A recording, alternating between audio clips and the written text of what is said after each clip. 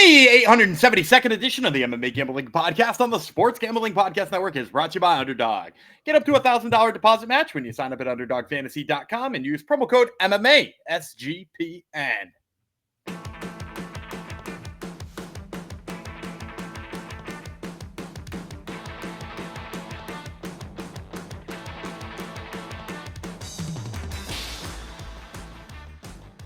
Hi-ho, Degenerinos. Welcome to episode 872 of the MMA Gambling Podcast on the Sports Gambling Podcast Network. Dedicated to, obviously, Crispy Carly. Judy's, how good did she look last night? And most importantly, took her to the third round, but she came through for me. She hit the my TKO prop, so I got plus 417 on that. So obviously this has to go out to Crispy. Carly, well, we'll talk about last night a little bit, but not much went well once the main card rolled around last night. I'm your host, Canadian Bogatir, Jeff Fox. With me, as always, Daniel Gumby of Reland. I don't think it was a very good weekend for regional MMA as well, but hey, these things happen in MMA sometimes, right, Gumby? Yeah, we had a rare off weekend, and we're kind of due for a return of that, right? Like I think I had a 6-unit weekend last weekend for regional, and 11-1 at UFC Nashville, 11-1 at UFC Baku. I think you had a 10-2 in there. In between those two events. So everything regresses a little bit back to the mean. So we were due a bad weekend, but there's lots more MMA this weekend. There's actually, this regional MMA week is actually amazing. So we're going to be breaking down LFA, as you guys see from the title right here, LFA 213 on this one, which is a pretty damn good card. Yep. We've got some Ryzen later in the week. We got some Fury later on in the week, and that's skipping UAE Warriors has got 2 shows. Sometimes we do those, but not enough space. I think there was another one too where we've done Uriah Faber. Was it Uriah Faber or Anthony Pettis this week? It's one of those two. Yeah, well, we've covered them both, but yes, yep. One of those weirdly named ones. So there's lots of good regional MMA this week. Kind of a fun UFC fight card this weekend too. And this one's the one in Abu Dhabi, right? Yeah. Whitaker, De Ridder in the main event. Very interesting main event. I haven't figured out who I'm going to pick there yet, so I really got to give it some thought. I think it's not a obvious. Oh, obviously I'm picking that guy. So which is what you want. So it's a good week in general for MMA. Yeah. So a little bit of a down last weekend. So we'll get the bounce back this one. Well, it wasn't a down. I hit we hit our first 5. I hit my first 6. I was 8-1, and then the main card came around and whoa. What a weird main card too. Yeah, just every pick wrong in the main card. Yeah, it was just not. I guess if we're gonna highlight one thing, because we shouldn't dwell on this. This is an LFA episode, not a UFC episode. Where did that Paulo Costa go? Like, and there's lots of things we could say, right? The main event was fun, and Michael Johnson seems to defy age, and a bunch of people forgot how to fight, like Kopylov and Zellhuber apparently don't know how to fight anymore. But also that Paulo Costa is that's title challenger Paulo Costa. Yeah, exactly. Yeah. So where the hell has he been? What kind of duds has he been turning in that if this is that version of himself, that version of himself would have a fun fight with DDP. He was in Turkey, was he not? Is that where he was? Turkey? Oh, I have no idea where he was. Getting stuff done. Oh, did he get hair? Did he get hair stuff done? Oh, I didn't know. No, I'm joking. I don't know. He does have a full head of hair all of a sudden again, and now he's winning fights. So maybe that's all it takes. He's Samson. There it is. Maybe. And we'll talk more UFC as Gumby's coming up on Wednesday. But as my faithful host said, we have a very good LFA event to cover today. So let's dive into it. After I remind you, you can get all SGPN picks and props for free with the SGPN app. You get it wherever you get your apps. All right, LFA 213. I've even looked where it is happening. This is taking place in Connecticut or Lemoore, California. Yes, right? Tai Chi Palace Casino and Resort. Shout out to Tai Chi Palace Fights. That's where all the little guys had to fight back in the day, right? Uncle Creepy. Yeah, exactly. That was basically Tai Chi Palace Fights was one of the only North American places where they let those flyweights fight. So Tai Chi Palace Fights Casino and Resort in Lemoore, California, or Lemoore. It's LFA 213. Mecate versus Visconde is going down this coming Saturday, 7 p.m. Eastern. So UFC probably starting at a weird time, right? It's probably earlier in the day, right? Because it's because it's in Abu Dhabi, so I think it's a noon start or something like that. that would make sense why LFA is, since LFA is on the same network, well, streaming network, that would make sense for why LFA is even. Yeah, noon Eastern time. So UFC will be your appetizer for the entree that is LFA 213. So 7 p.m. as I said, Saturday night, 11 fights in a cage. We're going to start things off with a familiar last name, Shealor Lad. Is he one of the lads, Gumby? Yeah, this is Aspen's little brother. Yeah. He's fighting Pedro Loai Jr., a lad, United States of America. Loai Jr. is from Cuba, and they are fighting at 205, 3 5-minute rounds. Talk about Loai Jr. He is no odds yet, but LFA odds are very easy to get, and they should be dropping very shortly. Loai Jr. 2-0, 1 knockout, 1 submission, so he has his rounds. 1-0 in LFA. He's got 5 inches reach over Lad. Lad is 2-0 with 2 knockouts. Both his fights take place in LFA. He's an inch taller than Loai Jr. So a couple of newcomers, generally speaking here. Yeah, and obviously I'm familiar with Shealor Lad because, like LFA signed him and is hyping him right away. I had to do a little research on Loai Jr.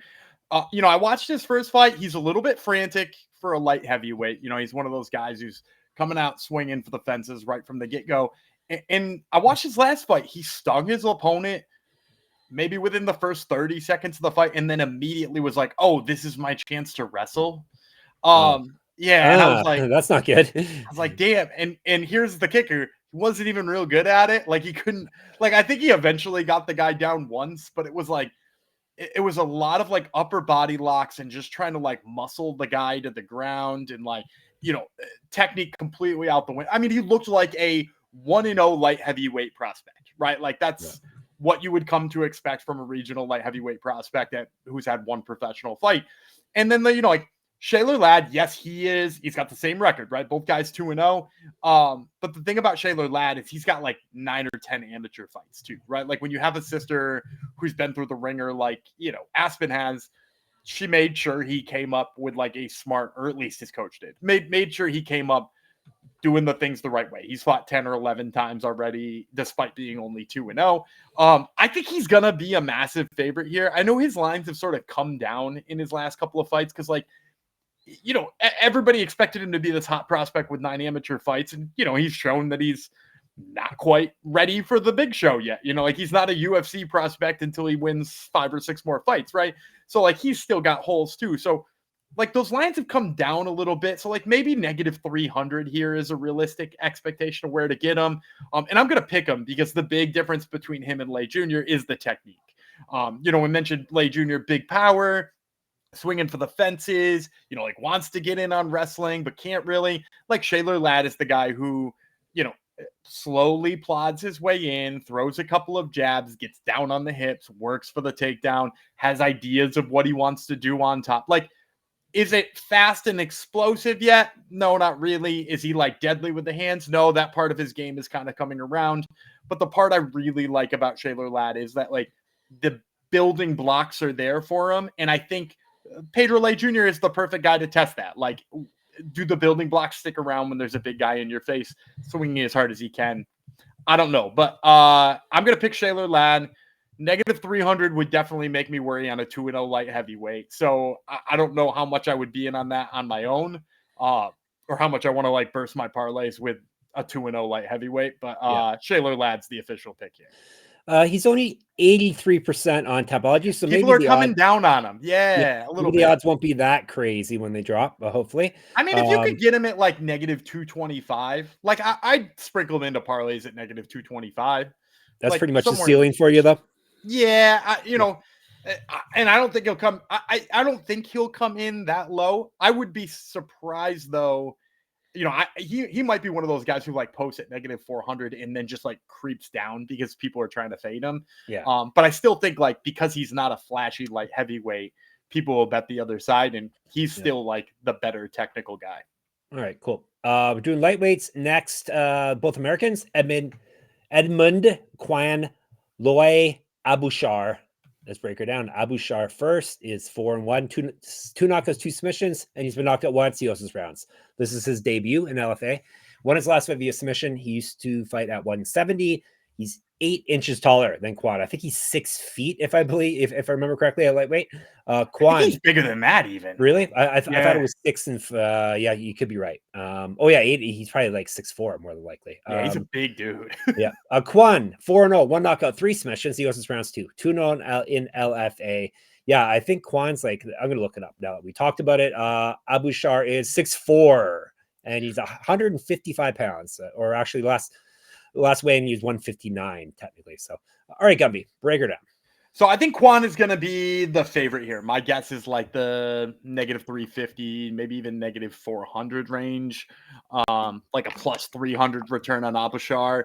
But I'm actually going to go underdog here. This is my fun underdog of the prelims because first of all, dude, that height is no joke, right? Nope. And if you watch Kwan too, like Kwan hasn't been the best at like closing distance on the feet. Like he doesn't get really great extension on his punches. Like it's a lot of tight hooks.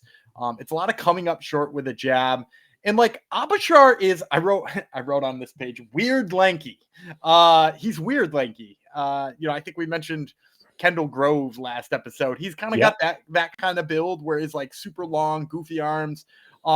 He doesn't necessarily use it in the boxing all of that well yet. Like this is more of I guess he's more of a Stefan Struve lanky, right? Like he wants to use his length to triangle choke you. He wants to use his length to body triangle you, throw up an armbar when he needs it, that kind of thing. But he does throw like some really long straight strikes, which can be really effective against a guy like Kwan who throws short stuff. He tends to get overextended a little bit, but I think in this case, even if he gets overextended against Kwan, I don't know that Kwan's going to be able to hit him. So that's a big problem. And then both of these guys have shown really bad takedown defense in the past. Abushaar, I think, is mostly just because he's like, I'd rather be on the ground. So if you want to take me down, let's do this thing. And then he tries to sweep you or do whatever. Kwan's is like more like, I think, ineptitude, to be completely honest. In his last fight, he was taken down and beat up for the most of the first round. He had his back taken in the second round. And really, he only won when his like opponent slid off back control and then like exhausted himself and was just like laying on the bottom, like waiting for Kwan to finish him. So like, I see the positives of Kwan. I know why people like him as a prospect, because if he fights somebody who's in his range and isn't long and lanky, I think he's going to be good. If he fights strikers, I think he's going to be good. But kind of, he's fighting a guy here who he really doesn't want to mix it up with on the mat, and he has to get inside, right? Like, his only way to win this fight is to be in a phone booth, because he's not going to touch him unless he's in a phone booth. And if he's in a phone booth, I think he's in submission danger. So I'm going to go with Abushaar here. I think that's kind of like a long shot underdog. He's a fun one. He's not. I'm looking at pictures of him. He's really not that skinny. How the hell does he make 155? Well, he missed weight last time. That's true. 159 still. It's still even 159. Like, he's not like skin and bones like you would think. But he also isn't like, and I think about this all the time when I think about regional guys and their choice to move up or not. He doesn't have a build of a welterweight though, right? Like, he would have to do some serious work to like bulk up to be a welter. So I get why he's trying to make 55, but hopefully it works out against Kwan. Yeah, hopefully. All right. Hopefully this works out for all you listeners, or at least one of you. Circa Million and Circa Survivor. Think you know ball, then you have to enter Circa's football contest with $21 million in guaranteed prizes. There's no rake, so if entries go above the guarantee, all extra money will go to the prize pool. Circa Million, you pick 5 teams against the spread each week, or go for the ultimate sweat in Circa Survivor. There's even the Circa Grandissimo, a $100,000 Survivor contest. You must register in person at a Circa Sportsbook in Nevada, but hey, there's a great excuse to get to Vegas. And when you do sign up in Nevada, you can then play from anywhere with the help of SGPN's official proxy. So go to footballcontest.com and use the promo code SGP to get $50 off your proxy fees. And we are brought to you by MyBookie.ag. MyBookie is your place to bet in every sport, including the MLB, WNBA, golf, and of course, football futures. MyBookie accepts customers from a ton of locations. Easy deposit and lightning fast payouts using crypto. They will have all the LFA lines we're talking about right now posted. If they don't, by the time you hear this, they'll be there very shortly. When you do head to MyBookie.ag, use our promo code MMASGPN for 100% deposit match up to $1,000. Terms and conditions apply. That's MyBookie.ag, promo code MMASGPN. Odds are getting slower at books, I think, because they wait for us to drop episodes, Gumby. They want to hear what Gumby has to say. They need to know. Exactly. They need to know. All right. We're third from the top already. Rafael do Nascimento. Very good Brazilian name. He is from Brazil, Arnold Jimenez. He is from United States of America. I'll break it down. Did I tell you what they're fighting at? They're fighting at 135. Jimenez, we'll call him. 12-3 with 3 submissions. He's been submitted once. He also has some finishes. 1-2 in LFA. He's won 4 straight, though. He's not lost since August 2022. Was regional champ. He's fought at 145. 2015 Pro MMA debut. 4 years younger than Do Nascimento, 2 inches taller. Do Nascimento's Mulisha, Mulisha. He's got that metal militia tattoo on his back, too. It's sick. We've talked about, you think that's sick, do you? All right. I think it's great. Like a early 2000s t-shirt brand tattoo. Yes. Yeah, that's MMA t-shirt tattoos from the 2000s. Yeah, like awesome. Tap Out, or what was the one that was Silver Star? Was that the one that sponsored my contest back in the day? Silver Star, Affliction, any of those tattoos. Metal Militia, Tap Out, Bad Boy. What was the one that Brock Lesnar used to be sponsored? That one was great. It starts with a G, doesn't it? I want to say Grudge or Grind, but I'm not sure. Not Grinder. That's something different. Brock Lesnar is sponsored with Grinder by Grinder. That is our headline of this episode. I know what you mean, but I can't think of it. Probably some tractor company. Oh, Warrior. Okay. I was way off base then, wasn't I? All right. We'll talk about Mulisha. 10-3. We've talked about him before. I remember the nickname. 10-3. One knockout, 7 submissions. He's never been finished himself. 4-2 in LFA. Lost win over his last 4. But he won his last bout via submission. He's fought at 145. 2013 Pro MMA debut. Jimenez already did Jimenez, and that's the breakdown. Go ahead, Gumby. I got the Grinder got me all flustered. We got all excited about early 2000s t-shirt brands. Look, I think Do Nascimento, despite his recent losses, is probably going to be the favorite here. We'll say like -165, -170, kind of in that range. And I'm going to pick him here. Jimenez.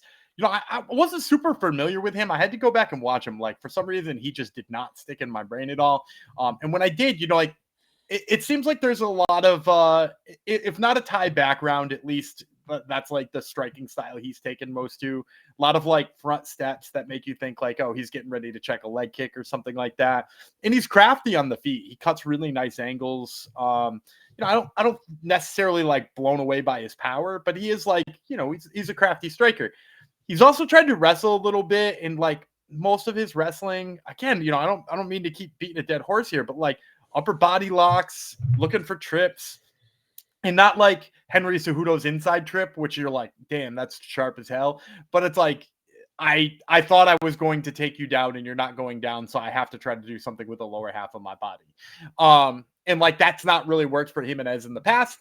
And then when you watch Do Nascimento, look, the guy is not as technically proficient as Jimenez on the feet. That's for sure. He's a wild man. And in addition to being a wild man too, like he's reckless, and in a way that's like kind of cost him in the past, because if he was reckless before against a couple of wrestlers who took him down and kind of grinded him out for wins. And you can't be doing that all the time. And then in addition to that, I've seen him stunned on the feet because he gets so reckless that his striking defense isn't there. So those things would be negatives for him, but the big positive for him, and the only positive I really need in order to pick him in this fight, is the fact that he is so good at jiu-jitsu. Like when he gets people to the ground, and even when they get him to the ground, you're immediately in danger. And I could see Jimenez definitely having his success on the feet here, but it's really only going to need one chance to get to the ground for Do Nascimento to submit him. Like if you watch his last fight, he won his last fight.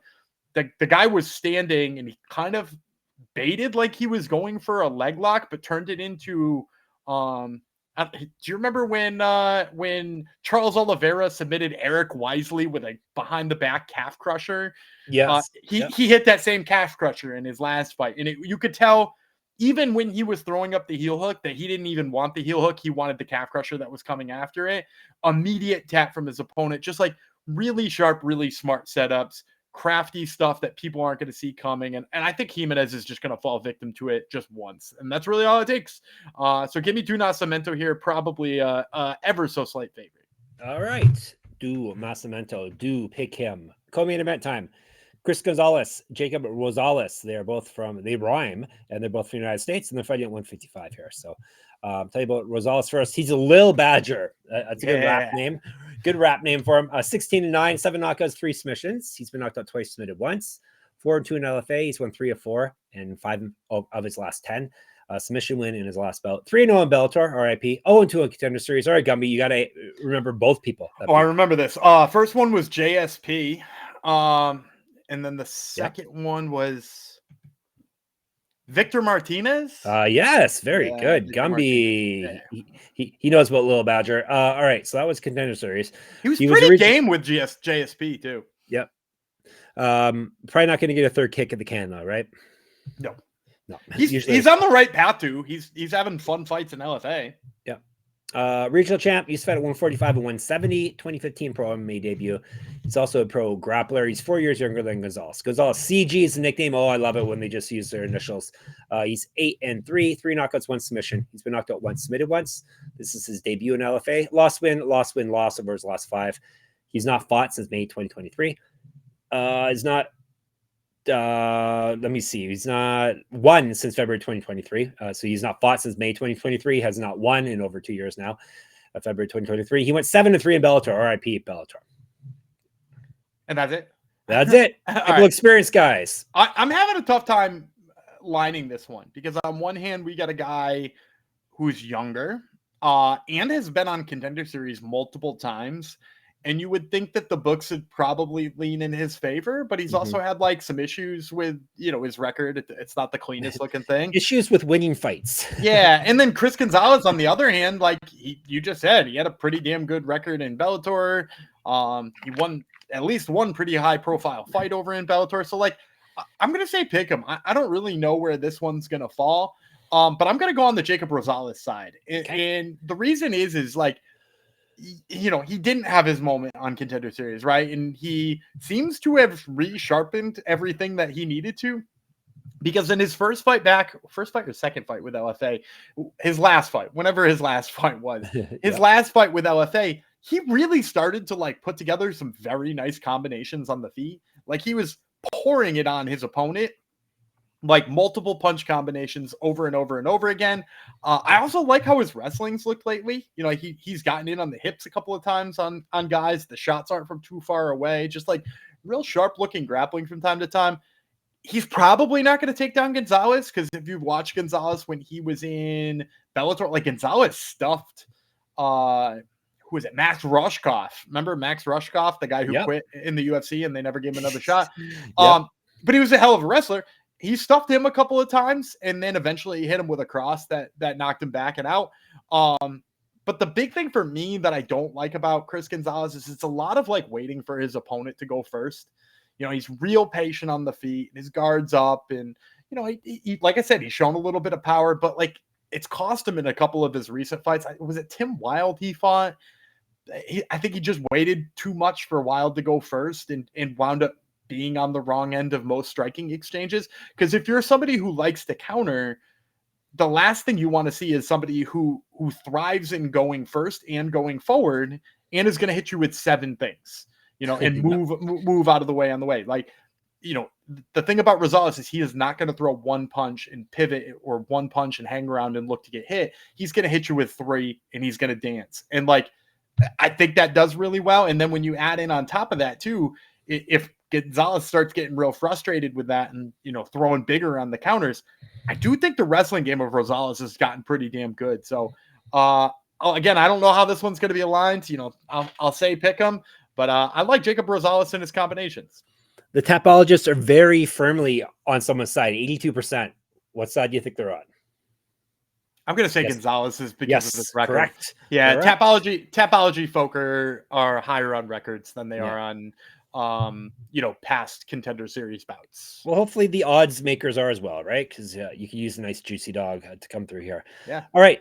We got one more fight to break down in full. Before that, let me tell you about Underdog. Underdog Best Ball Mania is happening all summer long, giving away $15 million in prizes, including $2 million to first place. No waiver wire, no arguments about trades. Best ball is the best way to play fantasy football. Underdog is also a great place to play at Pick'em. Gumby will give you an example of a play you can make right now in Pick'em. Sure. We're going to go to MLB. That's right. They're back now that I don't have to pick any more WNBA stuff. So I'm going to take the higher than on, let's go with Jack Flaherty's strikeouts. He's playing the the Pittsburgh Pirates. There's pretty much nothing better for your strikeout totals than playing against the Pittsburgh Pirates. It'll actually be a fun pitching matchup on Monday between him and Skeens. But he's gone for 7, 8, and 9 in his last 3. So we're going to take the higher than on Jack Flaherty's strikeouts. All right, take that and take the code I'm about to give you, MMA SGPN. Take all of it over at underdogfantasy.com and claim your special pick and first time deposit offer up to $1,000 in the bonus credits. So underdogfantasy.com, promo code MMA SGPN. And you've heard us talk about rhythm before, and they just dropped a game-changing feature called Power Trends. Essentially, the best of the best, what their house model has to offer. These are AI-detected patterns where Rhythm's model has consistently won, has a high ROI. Think a strikeout prop that wins 59% of the time when the line and win probability hit a certain range. Power Trends are updated daily and exclusive to Rhythm. No touts, no noise, just clean data-backed bets. Here's some proof to all that I am telling you. Their MLB Power Trends are 254 and 147, which is a win rate of 63% and an ROI of 4.5% in their past 400 bets. And the WNBA Power Trends since launch, 35 and 20, 63.64% win rate, 20.7% ROI. So download the Rhythm app, check out Power Trends, and start betting smarter. You know we will be. Gumby always stumbles across good things in Power Trends, right? Yeah, I didn't need help on Jack Flaherty, but I'm sure that one's on there too. Yep. You would think. So check it out for yourself. Get a 7-day free trial today by going to sportsgamblingpodcast.com/rhythm, RITHMM. And just like that, we are to our main event. No belt on the line. 3 5-minute rounds, 145. LFA doesn't have a lot of events with belts. Are a lot of their belts not active currently, or what's going on here?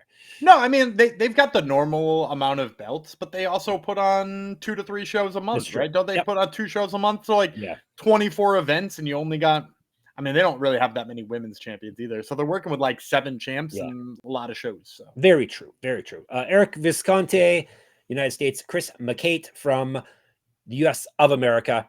That's you guys call it that, right? The U.S. of America. I think that's what it's known as. We do not. That's no. Oh, sorry, my bad. They're fighting at featherweight. We've talked about both these gentlemen plenty of times in the past, or at least once. Chris Mecate is 11-2, 4 knockouts, 1 submission. He's been knocked out once, submitted once, so he's been finishing both his losses. 3-1 in LFA. He's won 5 straight and 10 of 11, so he's on a nice little run here. He's not lost since August 2023. He's fought at 175. 2 inches taller, 4 inches of reach advantage over Visconde. Sabugo is Visconde, which means cob, like corn on the cob. I think we've talked about that before as well. He's 15-3, 5 knockouts, 6 submissions. He's been submitted once. He's 2-1 in LFA. He's won 2 straight and 8 of 9. TKO win in his last bout. Multiple region championships on his mantle. Correct. Get our shirt, get our merch, get all the good stuff. sportsgamblingpodcast.com/store. He's fight down at 135, 4 inches. Sorry, not 4 inches, 4 years younger than McCabe. Yeah, so I think McCate's going to be the favorite. He seems to be somebody people are hyped on. Probably like -150. You might get like plus 130 on the return on Visconde. And I'm going to go underdog again. I'm going to take Visconde. The reason I like Visconde, first of all, I really love his fight with Ari Farias. It showed me pretty much everything I needed to know about the guy. Ari Farias known for some pretty damn good grappling, and I think everybody thought he was going to kind of be the lightweight threat out of this LFA division for a while.